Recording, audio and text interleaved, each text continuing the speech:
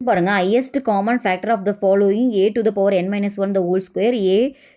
a power n square minus 1 comma a n square plus 1 comma a n plus 1 the whole square where n belongs to n அதாவது n வந்து natural நம்பர்ஸில் இருக்கும் அதுவும் இல்லாமல் n வந்து ஒன்னோட பெருசாக தான் இருக்குன்னு சொல்லிட்டாங்க கிரேட்டர் தென் ஒன்று உங்களை HCF கேட்குறாங்க ஸோ இதை பாருங்கள் இதை ஃபேக்டரைஸ் பண்ணி போடுறது நம்மளுக்கு ரொம்ப டஃப்பாக இருக்கும் இல்லையா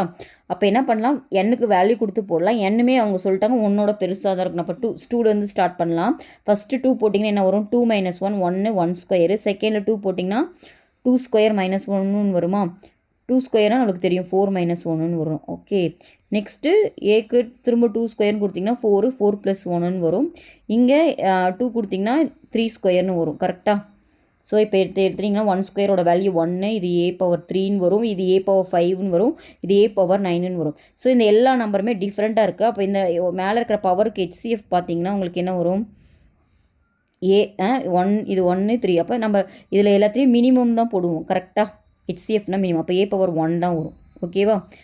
அப்போது a பவர் 1ன்றது எதுலேருந்து நம்மளுக்கு வந்துச்சு இந்த ஃபஸ்ட்டு இதுலேருந்து தான் வந்தது அப்போது அதுதான் உங்களுக்கு மீப்பேறு புது வகுதி அதுதான் ஹையஸ்ட் காமன் ஃபேக்டராக வரும் ஓகேவா அப்போ ஆன்சர் தான் இதுக்கு கரெக்ட் ஆன்சர்